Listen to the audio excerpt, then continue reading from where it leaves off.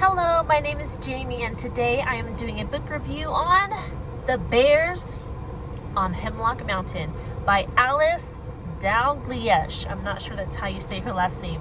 These last names are getting to me these last couple of book reviews, but please subscribe to this channel for more book reviews like this. I had a lot of fun with this book. I originally read it by myself because we didn't get to it in my boys' curriculum, so I was like, I'll go ahead and read it because usually the stuff in the curriculum, the books that they pick out are really good. So I was like, I'll just read it by myself. It's a short book. They don't even have page numbers. It's so short. It has, I think, 10 short chapters, and there are illustrations. But the story is this. I'll show you more illustrations later on. This is the boy. I don't remember his name. I can never remember the names of people. What's his name? Jonathan. It says Jonathan. Is it Jonathan? Yes. His name is Jonathan. Final answer. So Jonathan has a big family. Lots of aunts and uncles and cousins. And they all live in the same area. And they're about to have a get-together. Like the next day. So his mom needs the great big pot that Aunt so-and-so has, and she lives on the other side of Hemlock Mountain, and Hemlock Mountain is like a hill.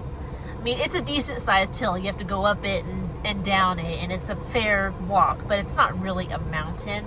But no one believes that there are bears on Hemlock Mountain, so they, like, in the back of people's heads, they're like, there might be, but like, you know, when you're talking publicly and you have like this bravado, you're like, there's no bears on Hemlock Mountain. Of course not.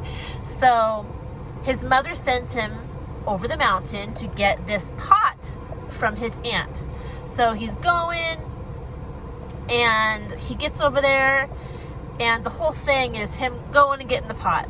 So very simple story, but the big problem of the book is whether or not there are bears on Hemlock Mountain, and it's really fun.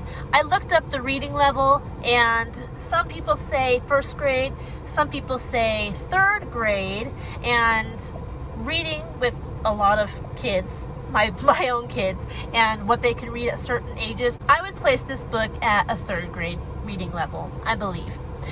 But the cool thing about this book is it is actually better read out loud.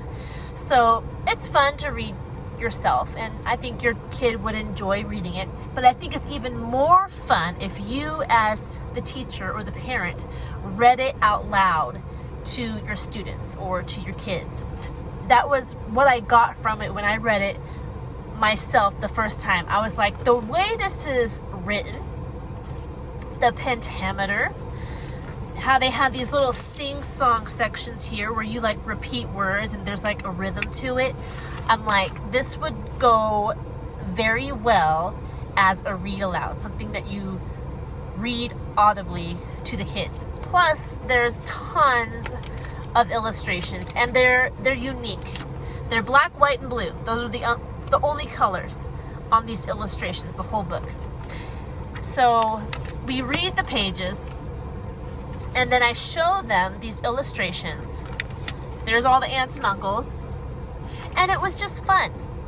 And the way the sentences are put together, like when Jonathan is walking through the snow, it says crunch, crunch, crunch. You know, and that was one of the parts that was like, that made me think this would be really good to read out loud. Here's another. Black, white, and blue. I just think it's unique that they only have black, white, and blue. And the coolest pictures were these, where it's like all blue, because it's supposed to be indicating nighttime. But anyway, short book, fun book, not so much for adults. I don't know about the lesson being taught. I just know it's fun. It's a fun book. My boys really enjoyed it. I think we read the entire book over the course of 2 days. Like, we would read a chapter here and there in between chores, and they would actually ask me to read another chapter, and they would always want to come back to it because it's just fun. It reads easy. It's you listen to it easy, and very enjoyable, very good for kids. I recommend it just as a fun one to do with your kids, and we enjoyed it. I think you will too. So I hope you're doing well, and I'll talk to you soon in our next video. And that's all I got. Goodbye.